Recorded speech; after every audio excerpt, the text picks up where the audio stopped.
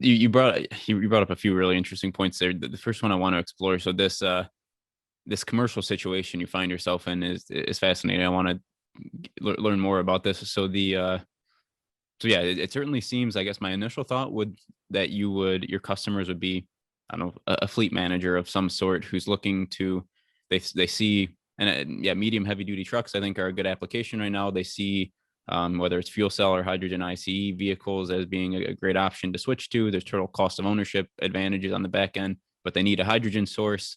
If you can locate yourself by some waste facility, then you can create your hydrogen on site, and theoretically you're not.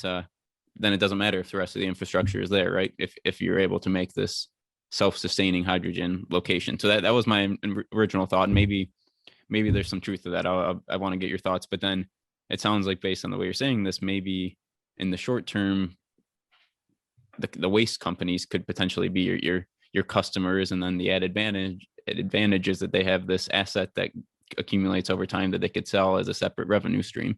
So which of those is true, or is it a combination? How does this work? It's a combination, but it's a matter of timing. I do have conversations, not necessarily with fleet managers directly. Well, yes, in a way, fleet managers.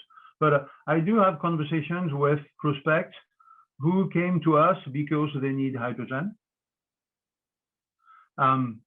But definitely our first and primary market is companies that have a problem with waste. Because, for example, here in California, we have something called the California Landfill Diversion Mandate, which requires waste processing companies to reduce by 75% the quantity of waste that they send to landfills. I think it's by 2035. You'll tell me 2035 is far away. Well, it is, but not very much.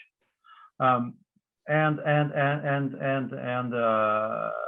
there actually is a big problem with landfills because there are massive greenhouse gas emitters, because lots of them are actually full to the brim, and because it takes 30 years to get a license for a new landfill.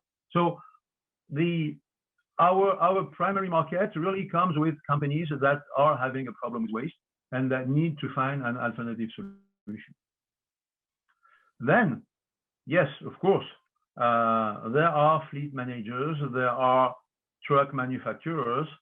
You probably saw this article lately about a truck manufacturer who has set an agreement with a company to have waste to hydrogen solutions made available to them. It's happening. The problem is, as with a lot of industrial solutions that solve two problems, the waste industry, and it's no disrespect to them, but the waste in the industry really knows nothing about hydrogen. And obviously the transportation industry does not want to have anything to do with waste processing. And that's perfectly normal. It's not their job. So go talk to a board of a waste processing company and say, I'm going to sell hydrogen to trucks. That will not work. And same thing for a hydrogen company. They are not waste processing companies. It's really an expertise. So there is a need for someone to be in between in a way. And it actually is quite interesting because this is what we do see happening now. I